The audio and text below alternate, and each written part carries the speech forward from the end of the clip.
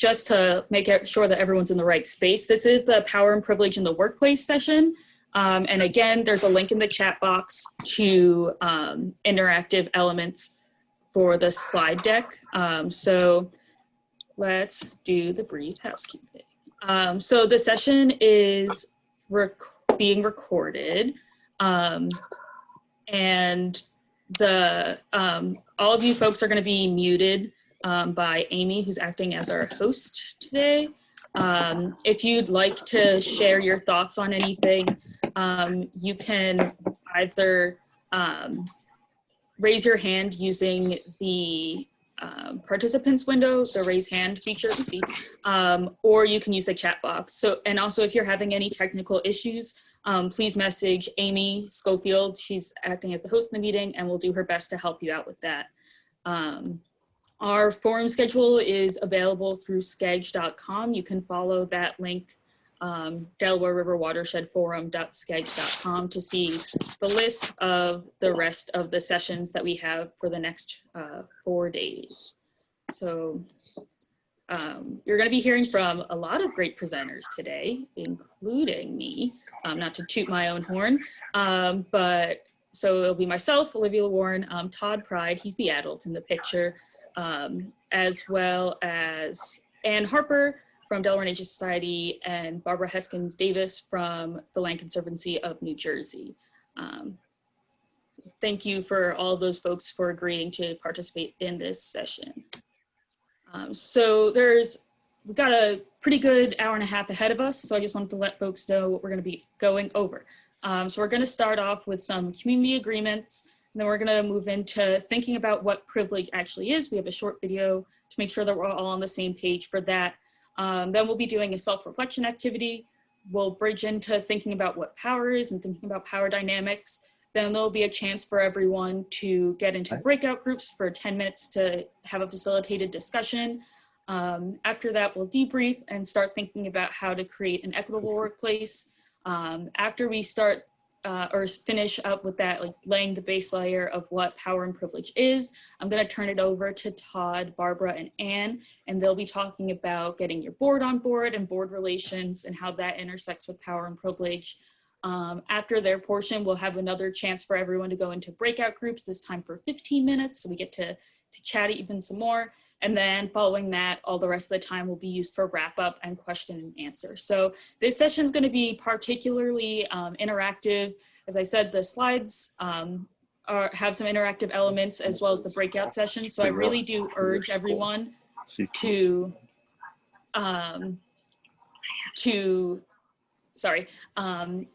have your screens on so I can see your beautiful faces and all the rest of the presenters can see everyone. Because it is a little hard to just be talking to a bunch of black squares with everyone's names. So with that, let's start it off. So I wanted to talk about community agreements. If you've been to a presentation of mine before, these are the community agreements that CDRW has used thanks to our partnership with our consultant that we have used in the past, Resource Media. So these are just general ground rules that I wanted to share with everyone so we can make sure that this conversation is going to be productive. When we're talking about diversity and inclusion, it is a sensitive subject for a lot of folks, so we want to make sure that we're being respectful of everyone here, and to do that, we think is by following these community agreements. So I'm not going to read all of these out in depth, but just some highlights is be present, create a space for multiple truths, like active listen to other folks and see where they're coming from, assume best intentions from folks, but at the same time realize that intent is different from impact, step up and step back, especially when we're in the breakout groups. If you feel as though you're talking a lot during your session, make some room for some other folks to be able to speak, and vice versa. If you feel as though you aren't contributing a lot to that conversation, try to put yourself out there and add in your thoughts. As well as this is a learning space, so it's okay to make mistakes as long as you are willing to accept the feedback that you get from folks around you. So I wanted to first start off with this short video It's going to be laying the groundwork for what privilege is so we can make sure that we're all on the same page. So I'm going to start playing it now.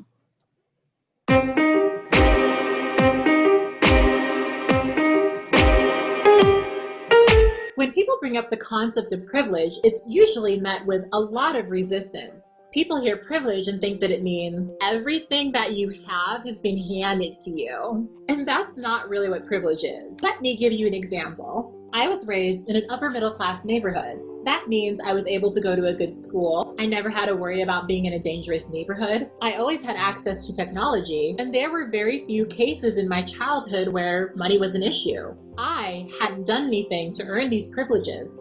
They simply existed for me. See, each of us is born into a world that has history. And that history means that there are certain people that will have less obstacles than others. Being raised upper middle class means that it was very easy for me to, for example, pursue an education. Education that has made it easier for me to create the videos that I create. Someone who is of less means has to overcome poverty to gain access to good education and technology. That doesn't mean that I didn't have to work hard for the things that I have. I absolutely did, but I also recognize that these things were more accessible to me. All of these things aside, my life has been far from easy. I've had to struggle a lot harder than a lot of people that I know. I've had to overcome a lot of hurdles, especially as a Black trans woman. However, that doesn't mean that I haven't benefited from pre-existing structures that have made my life easier. Acknowledging that is what people mean by checking your privilege. You cannot truly fight for equality while fighting to maintain structures that oppress other people. So it's important to check your privilege and be aware that it's there. While I can never deny that there are certain areas where I am privileged, I'm also, at the end of the day, a Black woman. And being a Black woman in this world really doesn't come with privileges. Being raised upper middle class does not mean that I don't experience racism. It means that I simply have more tools to cope with it. The reality is that we live in a world where I'm seen as Black first and a woman second. We currently live in a society that still very much judges and defines people by their race. I could have enough money in my pocket to buy the entire store, but I'll still be followed in stores because I'm Black. So being privileged in one way does not mean that you aren't oppressed in another. And being oppressed in one way does not always cancel out the privilege that you have in other ways. For example, I recently made a video about gay misogyny where I discussed Andy Cohen's interview with Nicki Minaj. Andy Cohen is a gay white man. His homosexuality, I'm sure, has given him struggle, but he is still a white man. Being both white and male comes with privileges in this country that aren't afforded to Black women like Nicki Minaj. On the subject of Andy Cohen, the drastic change in representation of gay characters on television is a great example of how certain privileges exist despite specific types of oppression. Think of just how many gay, white, seemingly heteronormative men are currently on television. Think of how many of them not only host their own television shows, but produce them. I can't think of very many gay Black men with media empires behind them outside of RuPaul. And trust me, it's not because there aren't enough qualified Black men out there. It's because their face is not the preferred face. Outside of the LGBT community, think about the fact that Samuel L. Jackson and Morgan Freeman have both been the token older Black men in film since I was a child. There's this notion in Hollywood that if you hire one Black person, then suddenly you're good. The notion of filling a quota and tokenizing people of color as a means of saying we're okay ignores the fact that there are other people who aren't really being allowed a chance because society has decided that they've met their quota. It's super important to recognize that the success of a few people does not mean that the problem is solved or that privilege no longer exists. In other words, having a Black president does not mean that racism is over. There are some people whose possibilities are limited because of existing structures of oppression and privilege. When my father was my age, he wasn't able to pursue the things that I've been able to pursue. And it wasn't because he didn't want to pursue them, it's because he legally wasn't able to. Slavery might have been abolished 152 years ago, but the impact of slavery still exists. Segregation in Boston still existed when my father was a child, and it still exists today in the education system. I understand that when it comes to conversations about privilege, people can become defensive. But leave your feelings at the door and recognize that we're having a much larger conversation here. As I've said, we've each been born into a world that has history, and there are certain structures of power that are in place, and some of those structures benefit some while oppressing others. If you are truly invested in changing that, you'll acknowledge how you benefit from these existing structures. Acknowledging that is truthfully the first step to making those changes, because when you're in a position of privilege, you are an asset of change. The reality is that you're not really helping us fight against these things if you're not willing to acknowledge them for what they really are. You can say that you'd like for things to be better, but if you're not willing to tear down these systems, then you're part of the problem. So on that note, I hope this video helps you check your privilege. As usual, I want you to always remember and never forget that you are beautiful and you are loved. All right. So that was the video, and as a recap, I have this graphic for folks, just kind of recapping what privilege is. So I'll zoom through it real fast. So privilege is something that's unearned, but it's also not somebody's fault for the fact that they have privilege, because it's really based on society and the way that it functions. What is an issue is when folks aren't willing to confront the privileges that they have and recognize them and understand how that plays a role in the way that they live their lives. So an aspect of privilege is having it whether you realize it or not. Privilege in many ways coexists with power, so it's your responsibility to acknowledge how your privilege shapes the way that you interact with others in the world. Having privilege is one of the best ways or best tools to dismantle oppression. As I said before, privilege is a systemic position of power and it's systematically reinforced. For folks with a lot of privilege, or depending on what aspect of their identity has the privilege, they can define the norm for that aspect. So for folks who have English speaking privilege in America, they can define that it is the norm to speak English, for example. Another aspect of privilege is not having to overcome the exhausting, wearing, and debilitating effects of disprivilege. Privilege is also taking it for granted, also not having to believe or understand the pain of the target group. Privilege is being able to decide that you've heard enough of the target group's pain. Privilege is focusing on the pain of the privileged group rather than the target group. Privilege is defining what pain is, what pain's allowed to be, and what is valid. In a lot of ways, privilege is power is what we're going to continue to find out throughout this session. So I took this graphic from the Power and Privilege packet from the Women of Color Network, and it's linked below if anyone wants to read more. It was a good packet.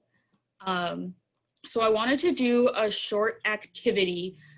So there, up on the screen here, there's a list of different identity categories, and as well as it divides it into groups that experience privilege in a US context based on that category, and groups that are marginalized or oppressed, specifically in a US context for that category. So I'm gonna give folks 5 minutes to go through this chart and consider the following questions. Which aspects of my identity am I comfortable reflecting on? Which am I not? And which aspects do I rarely think about? If folks want to share some of their thoughts as they do this self-reflection in the chat, feel free. And then there will also be an opportunity to reflect a little in the interactive slides as well. Turn.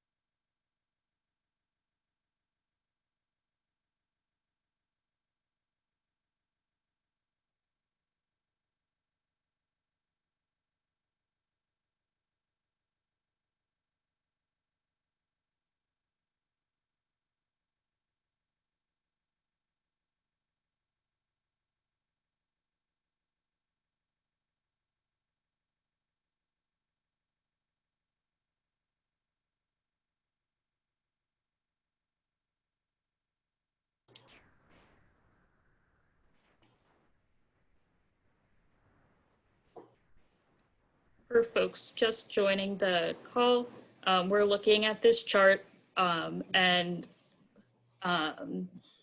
reflecting upon the questions that are on the left-hand side of the screen. So what aspects of your identity are you comfortable reflecting on? Which are you not? And which aspects do you rarely think about?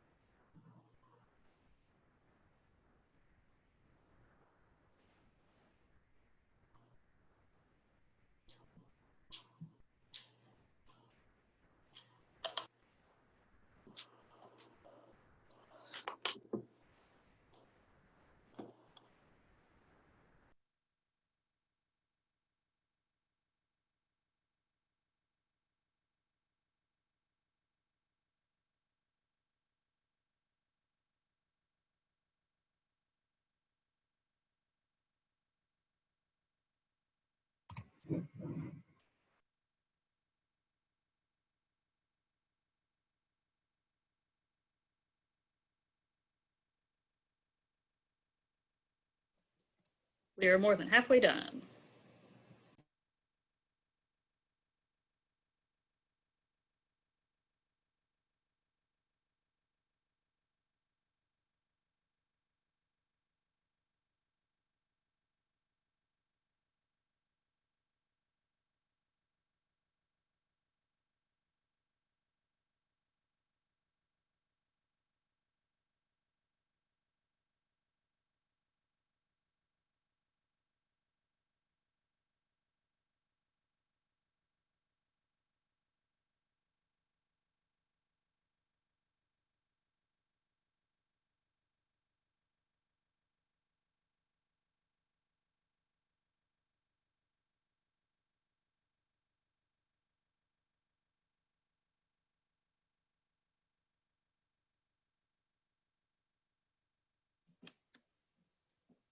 All right, so that marks 5 minutes.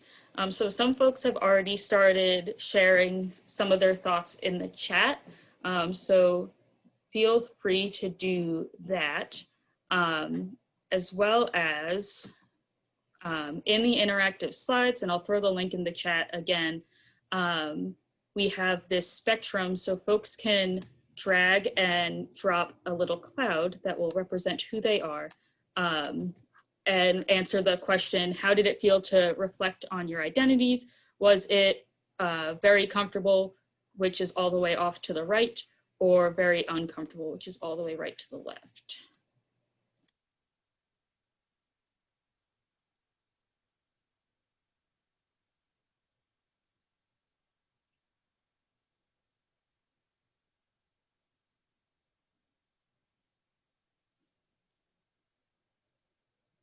So I'm just gonna, while we're doing that, if folks wanna use the interactive slides, I'm gonna read out some of the things that folks have been sharing.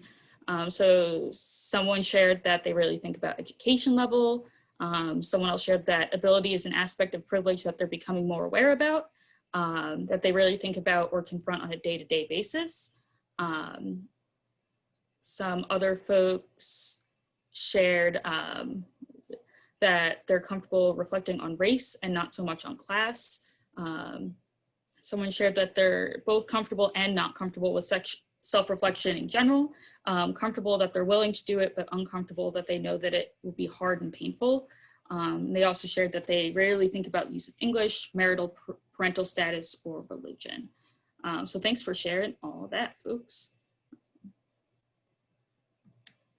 Let's keep moving. So as I was talking about privilege earlier, there were a lot of references to power, and privilege and power are really intertwined, but I'd like to take a step back and focus really what power is from. So this is taken from a document called Power and Social Change from Grassroots Policy Project. And I'll read it out to you all. So the word power is derived from the Latin word potere, don't know if I'm saying that right, which means to be able. This root meaning focuses on power as a general capacity. We all have the potential to shape our lives and the world around us. But in contrast to that, based on most people's experiences with economic and political institutions in our current society, power has more to do with control, influence, and authority over others, taken from Webster's dictionary, not to make this a middle school presentation, Webster's dictionary defines.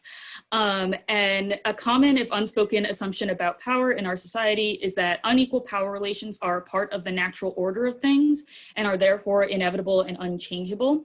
And the folks who wrote this document argued that power relations are not based in nature, but are socially constructed and therefore changeable. So further in the document, they talked about power over versus power with. So power over is the traditional way that many folks in our society think about power. So examples are that an employer has power over employees because she can fire them. An employer has even more control if jobs are scarce and workers are forced to compete for them. So this is looking at how there's some folks that have just power over others, and it's kind of like pyramidal in that way.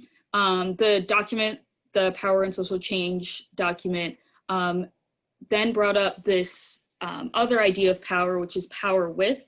And it emphasizes interdependence and collective action among community members, constituencies, and workers as a way of shifting and expanding power for the good of the whole rather than the benefit of the few.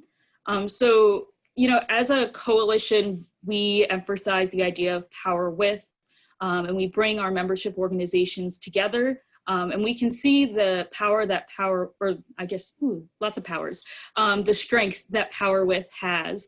But in a lot of ways, even if we are members of a coalition, we're members of a lot of collaborative groups, and we see the strength that power with has, a lot of the internal functions or the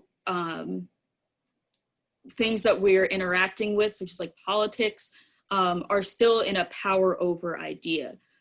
So the two can coexist at once, but the idea of power with is more equitable, based on the interdependence and collective actions being had with many rather than the going up and down the ladder that power over has. Moving over. So power intersects almost entirely with, or privilege intersects almost entirely with power. So looking at this little diagram here, when there are differences in a group, those who have created the preference for whatever certain identity type and has decided that that identity type is better than others, then get privilege. And privilege then becomes power, because if you have the privilege, like we had talked about earlier in this session, there are a lot of aspects of your life that are a little bit easier if you fit into those predominant structures. And then to further reinforce this idea, those with power, because of their privilege, then get to continually dictate what the preferences are, what the like quote unquote good groups are, what the quote unquote not good groups are. And it becomes this like self-feeding cycle where if those who have privilege aren't understanding the way that they yield it, they can continue to support these power structures that privilege those like themselves and discriminate or marginalize groups that are unlike them, making it more difficult for the outside or different groups to gain access to power. So I wanted to then lead into our first breakout session. So this first session is going to be 10 minutes, and I'd like one person from each group to report out using the interactive slides. So whoever's feeling tech savvy today. So I have the following questions here, and I'll copy and paste them in everyone's chats. But the questions that I'd like everyone to ask themselves is, what can privilege look like in a workplace? So not specifically like your organization, but like the hypothetical workplace. And you can think about the various identities that were covered earlier in that chart. And also think about how do dynamics of privilege impact things like recruitment and retention, sense of belonging, volunteer member engagement. These are kind of just to get your brains going. You don't have to stick to just those 3 bullet points. And then also what power structures are in a workplace. So I'm gonna stop this share. And again, everyone, I'm dropping the link to the interactive slides so we can all see them. Woohoo. And that will have the questions in there, and Amy will put you into breakouts. Go get them, Amy. Yep, I'm sending you guys now, and it'll count you guys down. I'll be back in 10 minutes. All right. Cool, cool, cool. So I can see that folks are still typing, but I'm gonna start sharing some of the things that groups have shared with me. And you all will have access to this presentation after we're done. So if you wanna like revisit it and see what folks are writing, feel free. So one group is sharing about like manager and supervisors. When receiving feedback, they often have the privilege of ignoring. And then in terms of recruitment, application requirements can screen out good candidates based on socioeconomic status. So we see like must have reliable transportation on a lot of job applications, and ability. It's cut off, but I'm assuming that must be able to lift 25 pounds. Because that's a classic thing on applications. Another group shared that things like not having a seat at the table, feeling disenfranchised because of not having decision-making power, also thinking about hierarchical status in an organization, expanding upon the idea of exclusion from decision-making,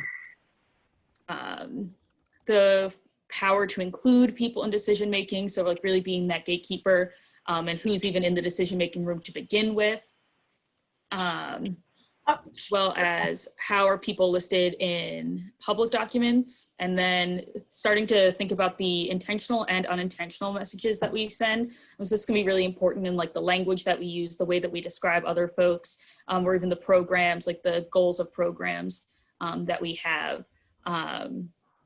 Other groups are echoing the sentiment like who's at the table, and how the folks who choose who gets to be at that table to begin with. Someone in the chat shared that how standard workplace culture is often based on the preferences of an older privileged group and can make others feel unwelcome. So there's a concept of white supremacist culture or white dominant culture, specifically in like workplaces, that is really good reading for folks, and it creates an idea of what is acceptable in culture. So the adherence to the written word, quantity over quality, blocking out your emotions are just like some that I can remember off the top of my head. But those, if you want to think about more about how like standard workplace culture often reflects white supremacist ideals, I can share a reading with you all after this. So I'm going to go back to presenting. Feel free if you're writing the notes in to continue writing the notes, because people can look at this later, but moving on. Great. So when we take all the things that you all talked about in your breakout groups and also the common understanding now that we have about power and privilege, the question often is like, well, what do I do at my organization? How is this possibly applicable? And a lot of it is continuing this self-reflection piece. So when we're thinking about creating a more equitable workplace, it's thinking about how are the power structures in your organization maintained? And now that you have like the tools to think, are they power over, are they power with, what are the ramifications of either of those ideas? You can start thinking like, is it really suitable for whatever power structure is in place to be power over? Would it be better suited to be power with? Also creating safe environments for those with non-dominant identities. So folks in the chat were talking about learning about accessibility and ability. So that's a place for a lot of organizations to start, like, is your building even accessible for folks with motor disabilities to be able to get into your building, to get to the table, to have a seat at. Other ideas include things like gender neutral bathrooms, and then continuing the idea that folks had brought up, like the language that we use. Are you creating a safe place for folks that feel that they're actually included, that they want to be there, or when folks who are different from the majority group in your organization come in, are they facing a lot of microaggressions? Does it seem as though they can't be their true selves and still succeed at the organization? Also taking time to analyze policies and procedures that are in place. So looking at the power structures like I talked about before, but also thinking about who they benefit. Are a lot of the policies and procedures made so they continue to benefit those who have a lot of privilege and have a lot of power in the organization? And do they disenfranchise folks with marginalized identities or identities that aren't as prevalent within the workplace?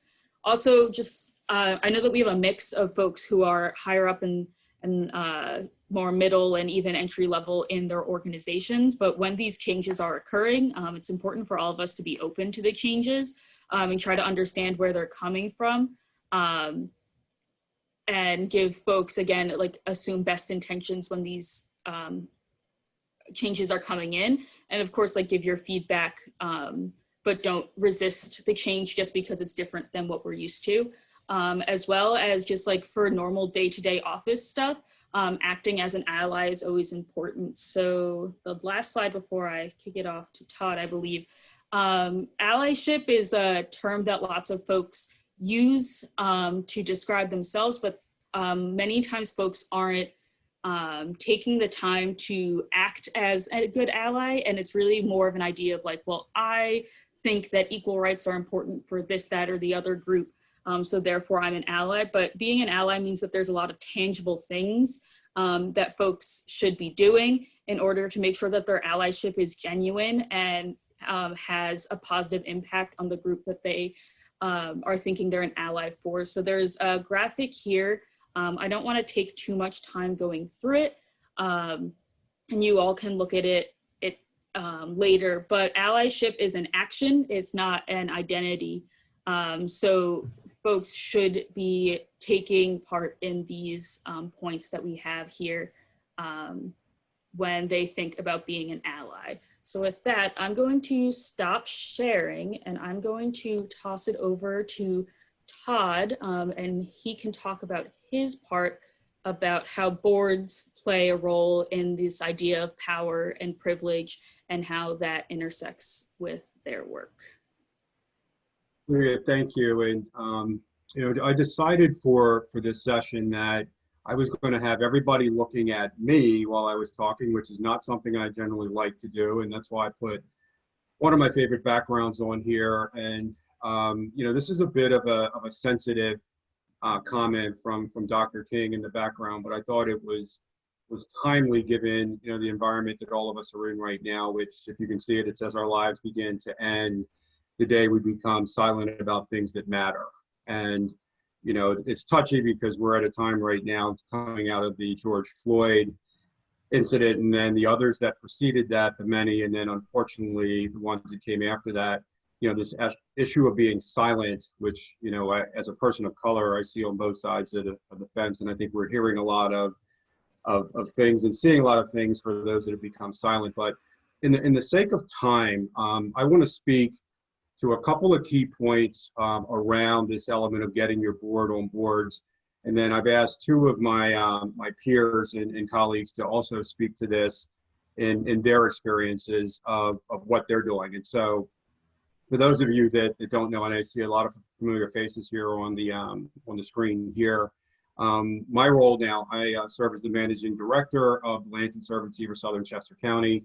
I've been in this role a little over a year. I am not proud to say that I have been told that I'm the only person of color that runs a land trust or conservancy in the state of Pennsylvania, and then I think of a small handful maybe nationally or in the region. So I'm hoping that we'll see some change in this role. I mean, on the other side of diversity, my female counterparts, I think, have broken through in a number of different areas, and it's a path that I definitely see in terms of the makeup of color in the space that we're all in. I came into this space after managing for a decade a fishing, hunting, heritage, and conservation training organization. As some of you know, the Mid-Atlantic Youth Anglers and Outdoors Partners. We became what we were told the largest training organization in the country for youth and families. I think we surpassed 12,000 students last year. Very diverse makeup of students that we were able to train. But right now in managing this organization, I'm the only person of color, and so this is an example I want to share of how do we get our boards on board, okay, with this element of diversity. And so being the only person of color, and again, running the organization as I do with TLC, as we call it, and to my other counterpart down below, we have another TLC, but that's across the river from us in New Jersey, that you're going to hear from in a few minutes.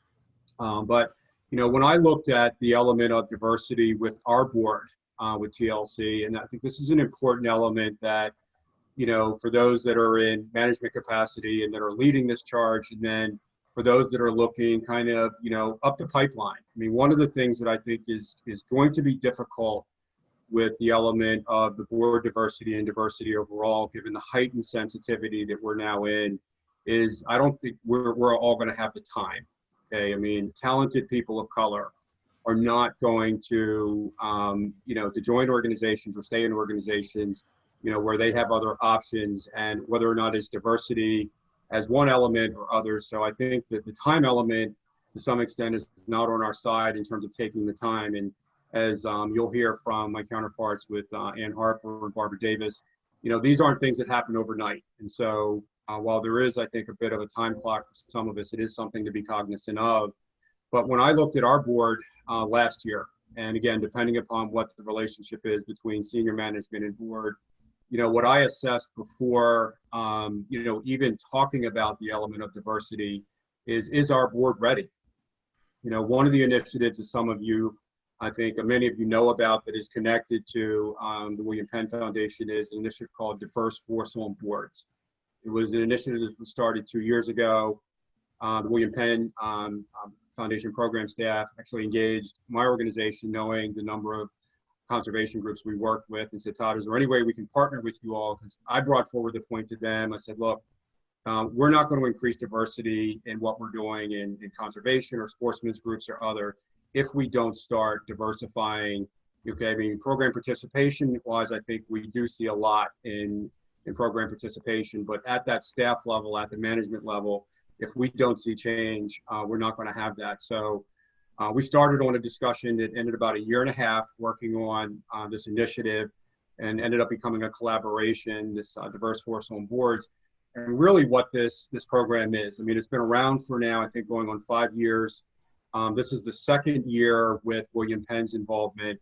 But the core purpose of this initiative is training professionals of color, okay, in board fundamentals, in order for those individuals to then join a conservation organization board. So the 28 or so participants that we have this year, and then a similar number last year, are going through 6 months of training. And again, these are not diversity elements. This is corporate governance, it's strategic planning, it's fundraising, it's HR issues. And so the important thing with that, and again, it's something that I've dealt with and see with my own organization, is, in looking at individuals that are going through board training, and I think many of us are seeing board training programs, continue to grow and pop up in the communities that we're in.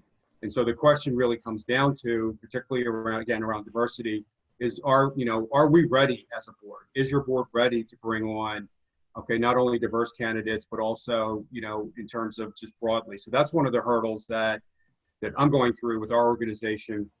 But where I've made the diversity connection, and you're going to hear about this in a few minutes, and then hopefully during the Q&A, if we have time, the points that I made to our board of why does it matter in terms of diversity, as we know it right now. And again, the work that we've been in, I've been doing this diversity training for over a decade, starting with our Mid-Atlantic Youth Anglers and now with TLC. We now know that the importance of diversity are really based on 2 things. Increased financial performance. Some of you may know the study that the global consulting firm McKinsey undertook starting in 2013, and they've released the first part of this in 2015. And I believe there are 3 other reiterations and reports that have come out, one just of recent. And the single greatest outcome of board diversity and diversity in organizations, whether it's on the for-profit side or nonprofit, is increased financial performance. And so That's a little bit more challenging in our environment. I mean, in some of the kind of inclusive, or I'm going to say non-inclusive environments where we're not necessarily in as much of a competitive environment as some other organizations, but that is really the platform of understanding, why is it important. The other outcome of these studies has been increased, and better decision making.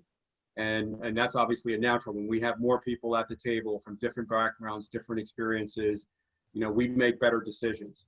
The challenge becomes when, I think for many of us, and I, obviously deal with this not only with my own board, is, what difference does that make? If we're in a community where, we don't necessarily have financial pressure as an organization, we're doing okay, we may or may not be serving a diverse population of, students or families, why is it important for us to diversify? I mean, beyond the points that I just mentioned here, and what I think you'll hear and what you will hear from my two counterparts, is the intentional element and wanting to diversify. One of the longer term elements that I do share with my colleagues, that are in these situations as middle-aged white males, while they may not necessarily see the need to change now, one of the bigger questions is, what is the staffing going to look like 5, 10 years down the line when we're relying upon, younger, individuals to fill the pipeline of those that are here? I think, what we're seeing right now is increase this. We're going to have individuals, white or otherwise, that are going to be making decisions about being in organizations, around some of these elements of being diverse. Some of it overt, some of it not. But I think that's one of the things that's going to be a major, major factor for all of us as we get down the line, as our communities are changing demographically across the country. So let me kind of flip over to, I'm going to ask Barbara Davis to start out first, and then to Ann. But Barbara, as you'll hear, is from the Land Conservancy of New Jersey. We've actually been working with Barbara, and I actually had a chance to speak to her board and do kind of this, why does it matter?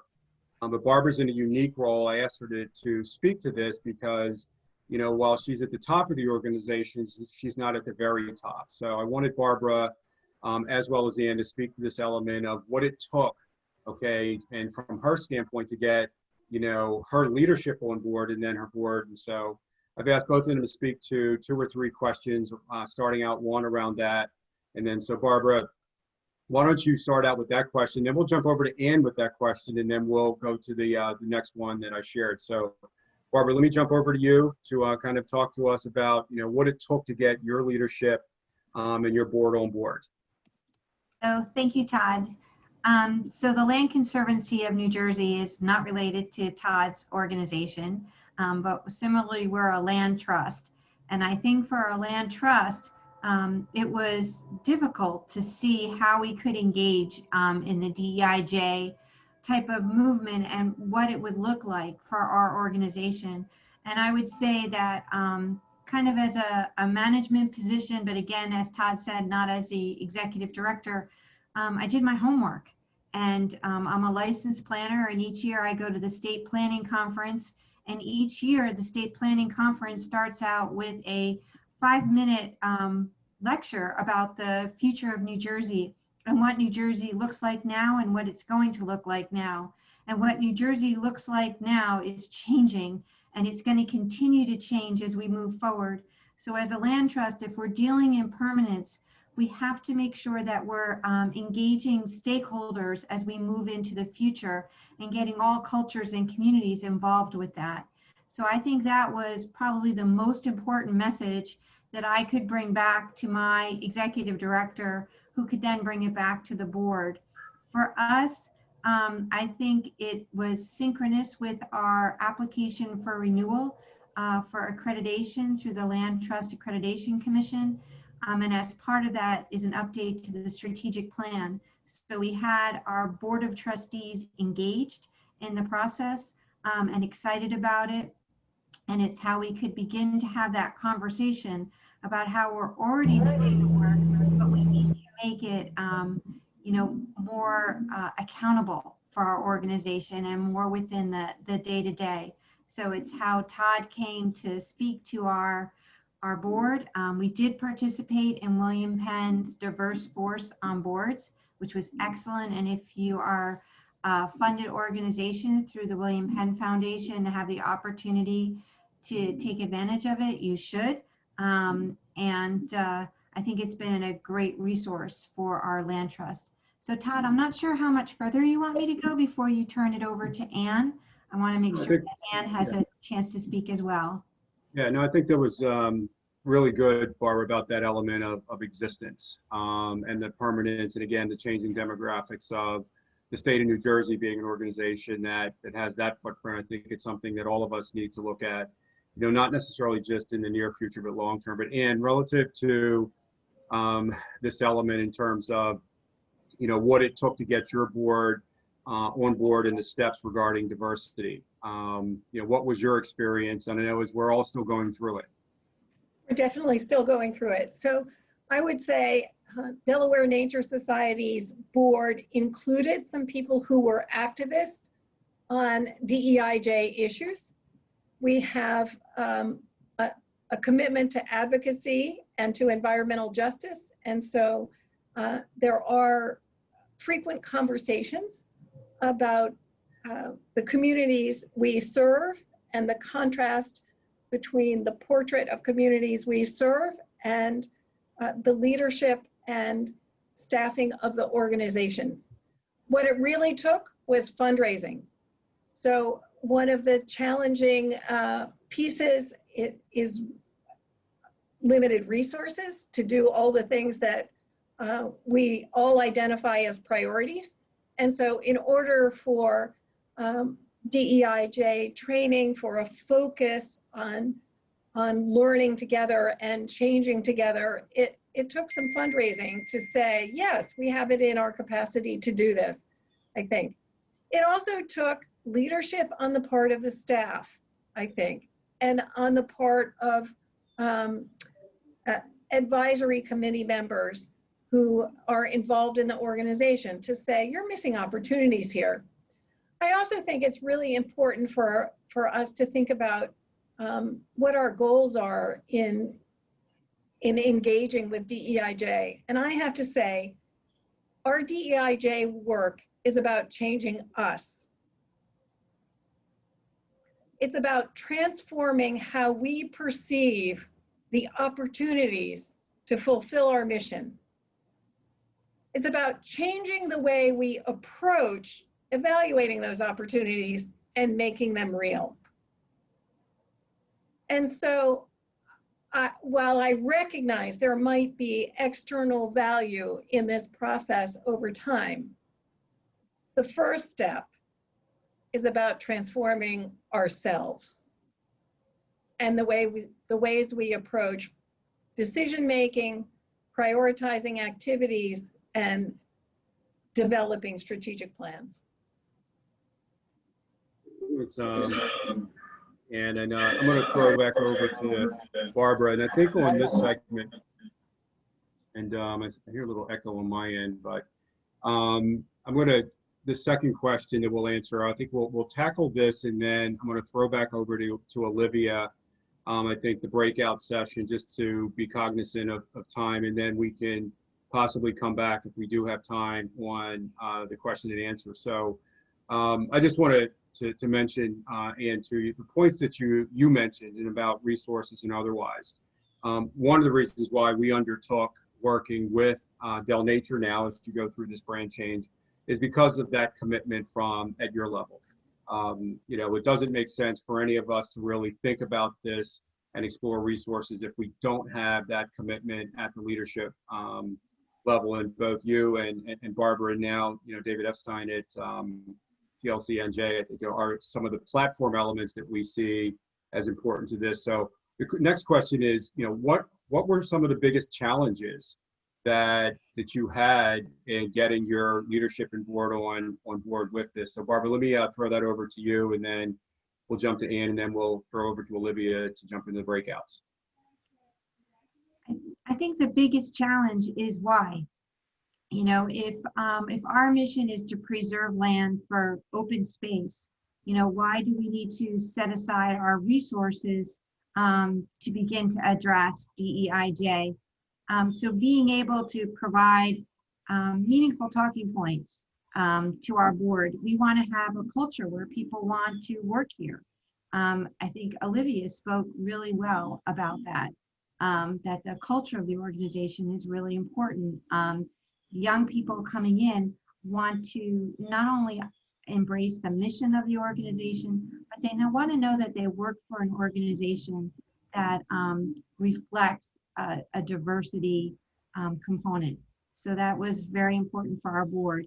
In addition, I think we had to educate our board as to what diversity meant and what cultural importance that had to our organization, to our funders that fund the organization, and to the sustainability of the organization. Again, we deal in permanence. We don't deal in, day-to-day working practices for farms. We deal in protecting those farms and making sure that they're preserved forever. So how do we make sure that we're going to have those stakeholders in the future take care of those lands? So I think that, education and making it measurable for our organization was really important, and translating that to our board of trustees. I think one of the other things that was talked about in our breakout group was kind of that board staff interaction, that a lot of times this is led by the staff, and having diverse force on boards and going to that, they required you to go with either the chair of your board or the chair of your governance committee. So the Land Conservancy brought different board members to each one of the training sessions. And I think that was invaluable for getting our board educated and engaged in this effort. Thanks, Barbara. Really good point about the, the why. And what about you? What were some of the biggest challenges that you had in selling this to the board? I think the biggest challenge is the ongoing challenge of keeping it at the top of the priority list, of reflecting on it every time we're making decisions, of weaving it into everything we do as a board and as a staff, instead of, in this time of tremendous challenge with COVID-19, falling back in the patterns of decision-making that are historically most comfortable, perhaps. Putting this forward, always bringing the questions and weaving together environmental justice, diversity, inclusion into our discussion, so that instead of falling into bad habits, we challenge ourselves to rise to the occasion in a new way. So really good points there, and just some of the common points I think for everybody here that will come back around again, as Barbara mentioned about the permanence and the work that the Land Conservancy does there in protecting land, and then obviously the why relative to how do we make this a priority for our board, and then that question of, well, why are we doing this? And so good points there. And to your point, which we hear often, which is making it a part of everything that you do. So I think in this economic time that we're in, as what I've seen is it's very easy to put the DEIJ element over here on the side and say, okay, we'll get to this, but we now need to focus on the things that are most important to us. What you heard from both of these individuals is that they've made this a part of everything that the organization does, which I think are key elements to success. So Olivia, let me throw back over to you, just for the sake of time. I know because you had the second breakout, and then, to the extent that we have some good time for Q&A, and then, Ann, Barbara, and I are available and to get to any of us as a follow-up to everybody here. So Olivia, can I throw back over to you? Yeah, of course. So we have another breakout kind of to close. I lied when I said 15 minutes on this slide. It's going to be 10 now in the interest of time. Oopsie. But again, we're going to be sharing out our ideas on those interactive slides. So choose your most technologically savvy person to share those. And then the question that you'll be discussing is, what can you or your organization do to create a more equitable workplace? Kind of tying in everything that we talked about earlier and what Todd said. And we'll run the session a little over, so if folks have time and want to stick around for question and answer, they can do so. or they can email all of us because our contact information is in the slides. But Amy, put them in groups.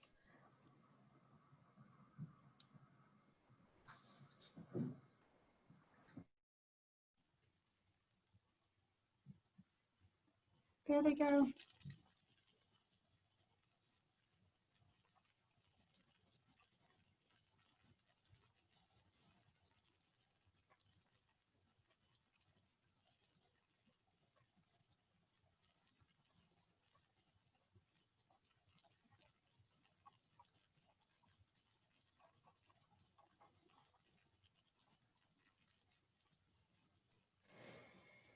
Kicked me out. Did it kick you out?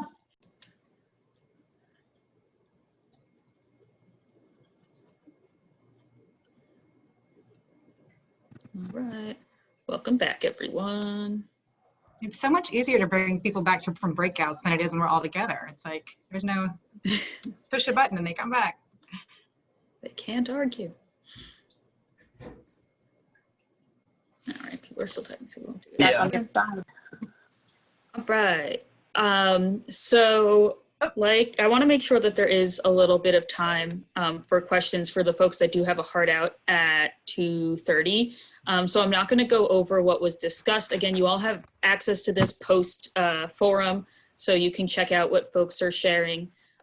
So then the last thing that I have is questions. And I also wanted to plug, always be plugging, the Coalition for the Delaware River Watershed released a DEIJ toolkit that's specifically focused on internal organization practices. So like what's going on at your organization internally. Wish I spelled practices right, but you live and you learn. And CRW is also holding a fall DEIJ focused webinar series. It's starting in October. And we'll be sending out a poll to coalition membership shortly to figure out what you want in that. But if you wanted to see more of my face, thank you someone for the edit, then check us out in October. And you can also always join the coalition's DEIJ work group if you want to get more involved. But I'm going to stop the share there. And if folks want to either unmute themselves, because you know we don't have a huge group, or throw your questions in the chat, Todd, Barbara, and Anne and I are all on if you have further questions. I'd like a specific link to what you just said about the toolkit. Is it on? You got it. Okay.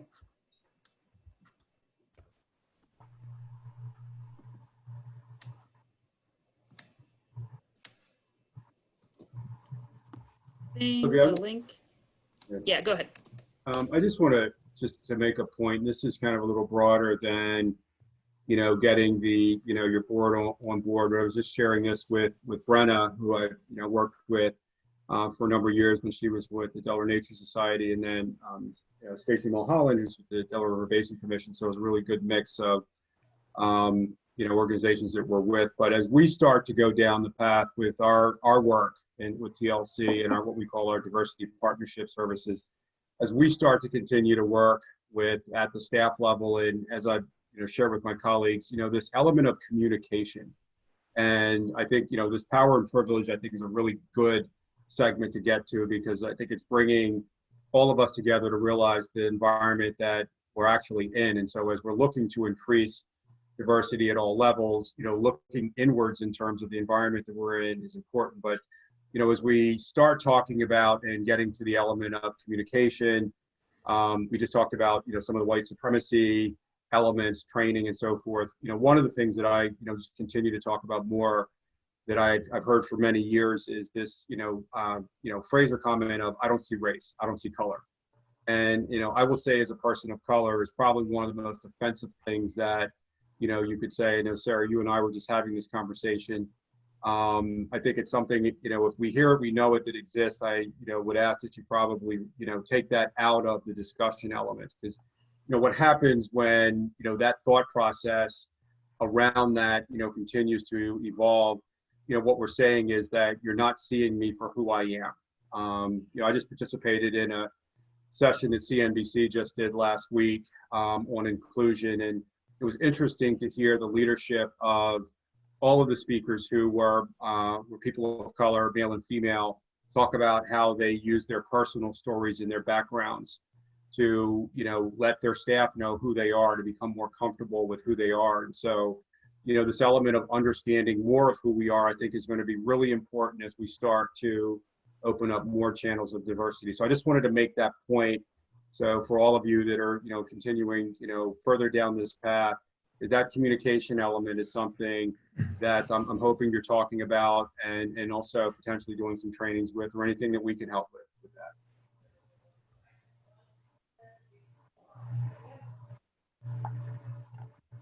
God, anyone have any questions? Either unmute yourself or drop it in the chat.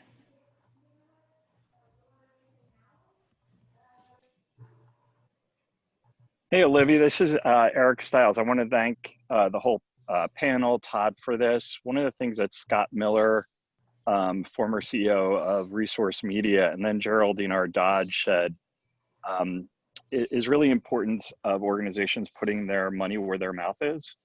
And in regards to something really as a priority, I think this reflects Ann and Todd's comments about not deferring, like kind of patronizing, yeah, it's a priority, but because of COVID, we need to focus on these other suite of issues, and really challenging, especially for staff, challenging boards to commit both time, but more importantly, money.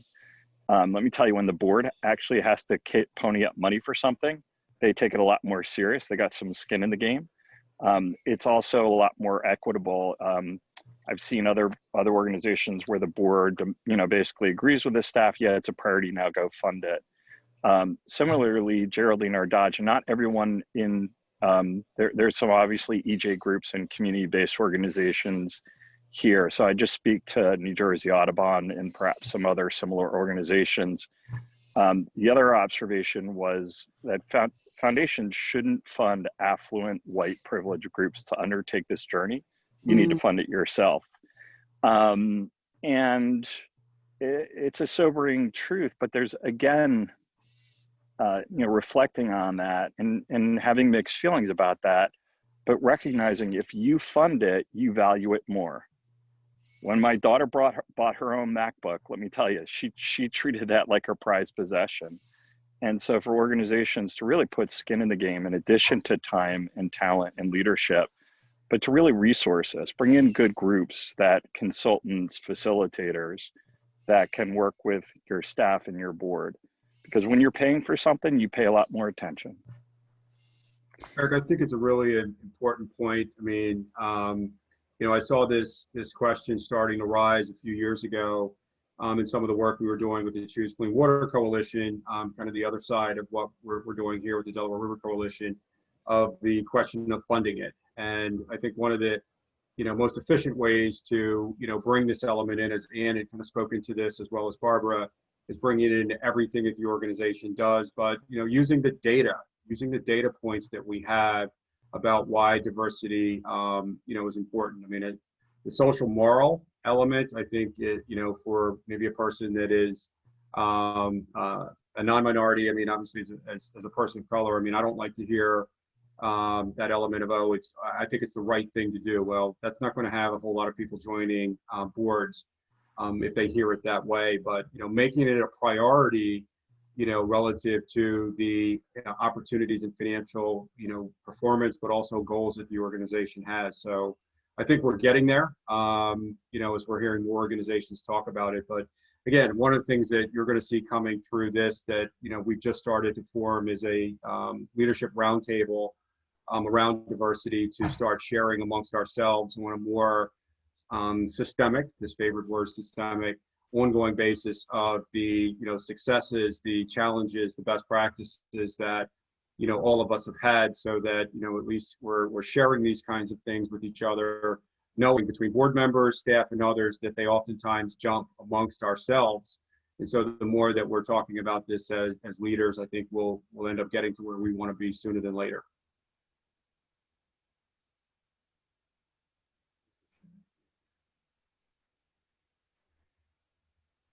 Olivia, I know we're right at 2:30, so I think we've adjusted really, really well to this. I'll stay on for a few more minutes if anybody wants to. Otherwise, you have my contact information. I'm looking at the chat. Yeah, so if folks do have a hard out at 2:30, I bid you adieu. Thank you for hopping on. But if anyone else has any other questions, of course, you can put them in the chat, ask us, or you can email us all afterwards. Olivia, thank you. Amy, thank you for coordinating this, and hope to see some of you soon.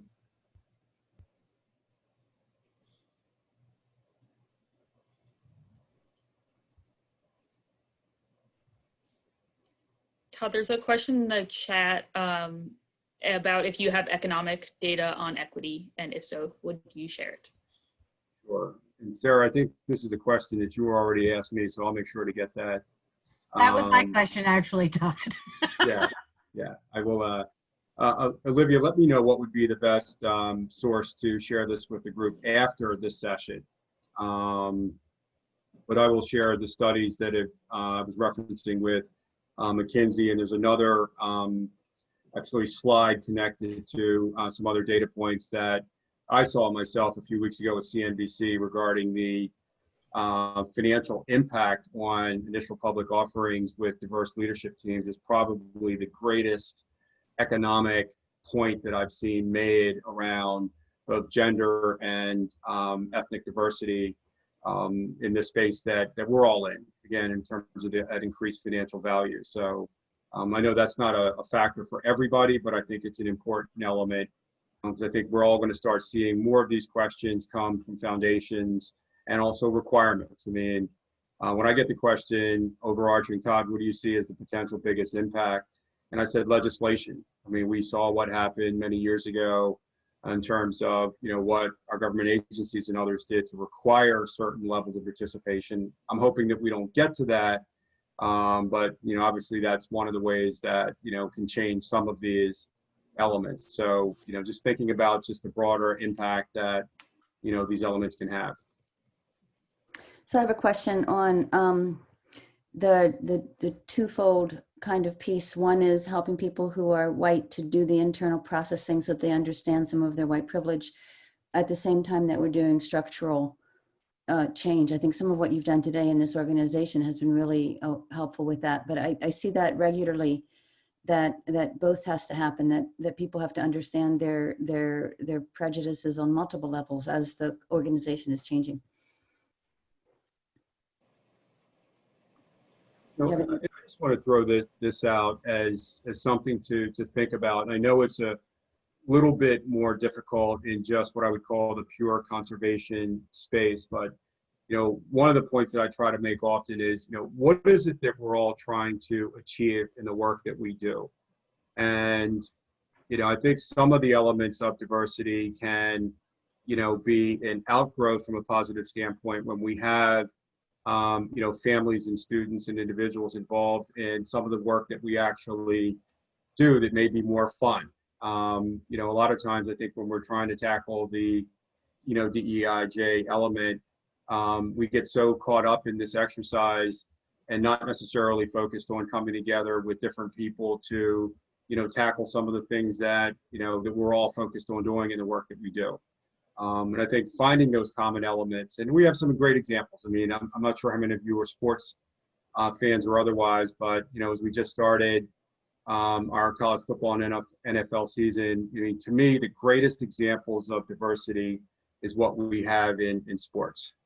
And, I remember my dad saying to me many years ago, growing up down in South Carolina, and he would be in his 90s right now, but he said when he was a teenager, he and others, they could only go see football games from underneath of the bleachers.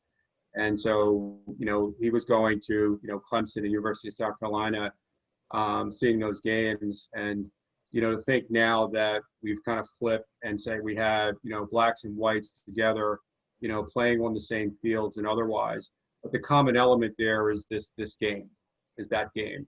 And I think as we start to look at, what we're actually doing and the work we're doing, I think we'll find more people that would be interested in some of the work and the things that we actually do. I mean, I've certainly found it in fishing and hunting to a lesser degree is, when we're doing these things, we're not even thinking about, some of these things we're talking about here. And then we end up getting to them as a result of the things that we're actually doing that we love to do or that are a part of some of the work that we do. So just think about that as all of you move forward with different things that you can do to increase diversity.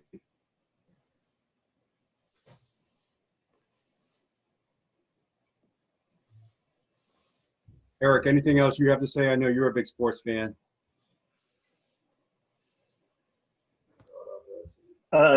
Nothing else though. Watching the first NFL game, the fact, to me, this is a symptom. It doesn't, NFL is so far behind, but on the opening day game where every player and coach was invited to have a name like a Breonna Taylor or George Floyd or Black Lives Matter on the back of their helmet, to me means hopefully it's a symptom of a broader commitment to this direction.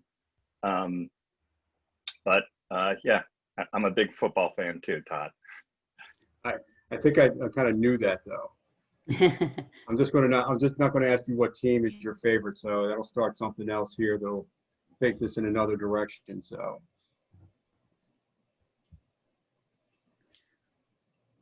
Unless anybody else. Yeah. You did a great job, all of you. Thank you. Thank you. Everybody's got our email address. Olivia and Amy, thanks for organizing this for the forum. I'll be in and out of some of the others as well, but I know with a number of you here, we'll be in touch. Sarah, I'm looking forward to the work and hopefully we can do to advance this issue at Palta. And also Stacy, I know we've got some things to talk about too. So, but no, thanks to everybody for participating in this, and you know, we'll get there. I mean, you know, these things didn't happen overnight. The reason why I put up again that slide as I started the statement from Dr. King about the moment that we become silent, and there's two ways to think about it. One, for you know, those of us that are tackling some of the work that we're doing with diversity, but also, you know, those that have spoken up, you know, have felt silent for so long. That I think that's one of the reasons why we're seeing, and I, you know, hate to get into this discussion about some of the politics, but you know, with all the protests that we've had, I mean, I could say as a person of color, you know, what we're continuing to see with the protests and then the violence and so forth is, you know, people basically saying we've been talking about this for so long, you know, now we have to get attention another way. And, you know, while the political statements of, you know, the looting and so forth is, you know, not, obviously that's not what we want to see, but it is a result of not being heard for so long about these issues. So, you know, hopefully we can turn the energy that we're seeing in a positive direction. And I think the space that we're all in is about this. Olivia, and I think some of my colleagues here, you know, read my statement on June 6th, that Saturday after George Floyd, and the lead of my statement was breathing the same air and utilizing the work that all of us are in nature and wildlife as one of the, you know, resource tools to break some of these systemic barriers, because regardless of socioeconomic, you know, ethnic backgrounds, you know, so many people appreciate this resource that we're all trying to protect. And I think it'll be a really important tool, you know, for the systemic barriers that, you know, we're, you know, continuing to see talked about. So I'm looking forward for all of us doing more work together on this issue. Perfect. And Krista, I just wanted to check. I didn't know you were off mute. Yeah. Yeah, I think I responded to the wrong person. Sorry. My wheels are kind of turning. So I work for a water company that's pretty aware of, you know, different issues, especially with drinking water and how they affect different people. With the issues surrounding drinking water, obviously have different impacts on different communities. But I also work with a lot of other organizations, nonprofits, and for some reason, when you bring up this topic, it becomes controversial. And you know, I'm from the mindset, like, if you're not for this, that's controversial. If you don't want to have these discussions, that's controversial to me. But I've become more aware that this is more controversial than I thought, to talk about these things and to actually write them into strategic plans, that these things will be addressed, and having to fight for just bringing up this discussion with some of these groups. I guess I'm wondering how to do that, because I think there's a section of the environmental field that feels that what we're doing is beneficial to the environment and we should just focus on that, and it's going to benefit everybody because everybody lives here. And they're not realizing that what we do is so important. It's so important to think about equity and inclusion because of the impacts of our work and the unequal impacts of our work on different communities. And they might think, well, we're just coming from a scientific standpoint. We're just looking at where we need to do a project to improve water quality, but not thinking about the like triple bottom line impacts of that project, or the local communities that are impacted, or which ones are not sitting at the table making these decisions with us, and why that is. I just think there's so many questions that aren't being asked. And I think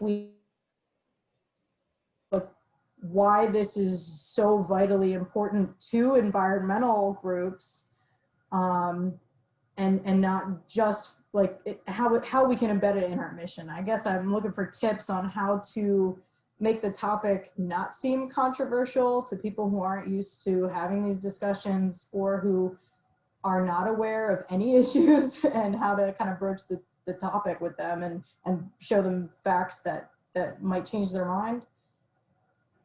Crystal, let me ask you a quick question. Did I, you didn't speak to this, did I hear you speak to, not these issues, but others at one of our October Watershed Association discussions?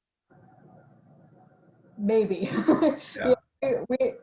I met you at our meeting with OWA, yeah. Yeah, so I've been on the board there for a couple of years, and you know, I think the diversity question, and again, I sometimes will step out on a controversial limb, but I guess when we talk about water quality, you know, I don't think there's a lot. There is obviously a diversity of water of what affects our water, but when we look at, you know, again regarding if it was ethnic diversity and otherwise, I don't think there's a diverse makeup of, you know, the challenges that we have with water quality. So you know, it becomes a little controversial. I mean, you know, myself, you know, living here on the border of Chester, Lancaster County, when we start looking at the statistics of where, you know, our water quality impact are, I mean, it's pretty clear where it's coming from. But again, I think it's just having a diversity of thinking, you know, around these issues. And unfortunately, some of it becomes political in certain regards.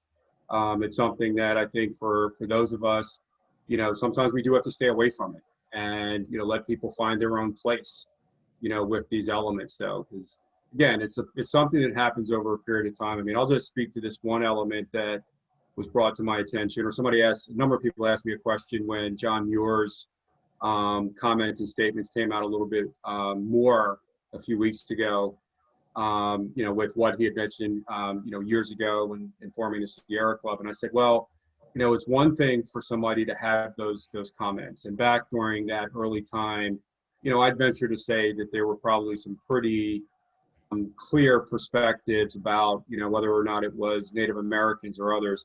The question is whether or not those thoughts or comments become a part of a system to keep people out or to oppress. Because I think those feelings are there, and I think you'll find the same thing in, you know, the communities of color. I mean, you know, we all hold the feelings that we have about, you know, others that look different than us, but you know, we sometimes get through these when we're, you know, talking openly. But again, working on things that are of a common element to all of us. So, Krista, I mean, there's some things that I'd like to share with you all. I think that we could be helpful with on some of these elements, but you know, because again, it's just, you know, having a diverse group of people around the table speak to these elements, I think can help others that may not necessarily see it. That's one of the reasons why for this session, I didn't want to have just myself speaking to it. I mean, my team is diverse in terms of our diversity services, but, you know, having myself and then my counterparts who are not diverse speak to it, I think starts to get us thinking that, you know, we all can actually tackle some of these things together when we do have a diversity of people around the table addressing it. And to follow up on one of the points that Todd had made earlier, for a lot of folks, it's not the it's the right thing to do. It's like there's an economic thing at play where like the demographics are changing and who is coming into your organization and who are you serving. And someone who I had worked with in the past, it was mainly about nonprofits, but it may have some resonance for you, Krista, as well. Is like really the goal of most organizations is to build a community around a certain subject. And if you aren't adequately reaching everyone in your community, then you aren't like reaching the mission that you've set out to. And I think another thing that I had thought about is like, it does depend on to like what the hesitation is from folks if they are finding this to be controversial, and also like what specific like privileges you hold and identities that you hold. I would say like most of the time, I'm not about to get into a conversation with another environmentalist about if non-binary identities are valid, because I'm not going to be fighting about my own life. And like maybe I'm feeling really punchy that day and I'll like talk about it. But the likely story is like I'm not going to try to convince someone I work with that the life that I live is legitimate and should be respected. And there are just some people that it's like someone else can fight that battle for me. That is like not what I'm doing today. But there are other topics that don't affect me as personally and like don't take an emotional toll on myself that I have no problem being annoying and being like, no, like what you said is wrong and we're going to talk about it right now. And like, let's unpack this and figure out what's going on. And I think that that does like impact, you know, some other folks, just like there are some conversations that I don't want to have with people because it's like too emotional for myself, that you might find that like these are your boundaries and this is what you are willing to talk about and this is what you aren't willing to talk about. And that's different like for everyone. And I think that that's why it is so important that you have like a wide group of people who are working on these issues, because everyone's like sore spots or soft spots are different. And that's why I do find it really important to like have a group that you can also like then talk to about and be like, hey, like I like just could not have handled that conversation. But what do you think about this or this, that, and the other? And I think that that's super valuable. It's been really helpful to me. First of all, you did a great job, Olivia and Todd and everybody else who was involved with this on this thing today. But some of the work that I've done on unpacking white supremacy has involved recognizing that a lot of times our culture has us stepping back when there's a conflicting conversation that needs to be had. And so one of the things that white culture needs to do is to recognize that there's sometimes when we need to step into the conversation that's conflicting and staying with it. And another thing that's been helpful to me has been the concept of white culture tends to say, you have to do it right. And if you don't do it right, there's something wrong with what's going on. And the reality is that as our culture is changing and as our organizations are changing, we're going to get it wrong. And we're going to make mistakes and we're going to fall flat on our face. And sometimes we just need to step into that too. So I really like the what I've commented on, which is the combination of doing internal work at the same time that you're working on pushing out on those conversations and structures that need to happen, because it's a yes and it's a both and thing. Dottie, what I think is important as a person of color in this space is, you know, the easy thing to do to some extent with quotes around it is to ask for help. Mm-hmm. You know, and not necessarily just help from the consultant side of the fence. Ann and I have these discussions, you know, often, and I describe the work that we do with TLC that I brought in as a partnership service. And, you know, I think, you know, asking for help, because none of us are going to get it right, you know, but it's taking that step outside of yourselves. I mean, I think as you probably heard and will continue to hear, you know, from the people of color side of the fence regarding diversity, you know, it's clear to us that, you know, we can't solve this problem as people of color. Okay, I could throw it over to you and say, you know, as white people, you have to solve this problem. But I think the way the problem will get solved is when we're all working, you know, together. Yeah. And finding those that, you know, are doing some of the same kinds of work. I mean, it's something that I'm with some of our newer partners and longtime partners. And, you know, I think the partnership element is one of the most effective ways to go about, you know, breaking down some of these barriers. I mean, the workplace is the toughest area to do this because of the structural elements that we have, whether or not it's budgetary wise. I mean, at the governmental side, you have the civil service components, but you know, it's something that, and I'm just, as I've shared with my friends at the PA Game Commission and Fish and Boat Commission, as I lean on them about diversity, I said, well, go spend money, okay, with the organizations that are connected, okay, to diverse populations. You know, there's a plethora of organizations that are serving diverse students. You know, just investing a little bit of resources and a little bit of time, I think a lot can come out of that. One, it opens pipelines for new potential employees, you know, new board members. So, you know, these issues are not as difficult as we think, but again, I think it's a matter of when looking at who we have around the table, just getting a contribution of people that look differently. And one of the things I am going to send Olivia to the others here is, you know, one of the components that came out of, I think it was the first or second McKinsey study, was an analysis. It actually was an exercise within the judicial system with the makeup of, you know, people that were actually hearing a case and the outcome and discussions around a case when it was all white and then when there was a bit of diversity. The outcome and process was fascinating. You know, to see, again, having different, you know, backgrounds and thought processes contributing to this one element, you know, had the entire process thinking differently. So again, I think we're taking a step in the right direction with this, as Olivia mentioned about, you know, anybody who's interested joining the coalition's DEIJ work group that she helps to lead. I mean, that's a really great environment where we talk about these things in a different way. So I'm glad we were able to have this kind of forum today and everybody took a little bit more time here. I'm going to stop talking because I have to jump off and speak again in another 15 minutes. So, but Yes. Thank you, everybody. All right, thank you, everyone. Thank you. All right, thank you. Guys.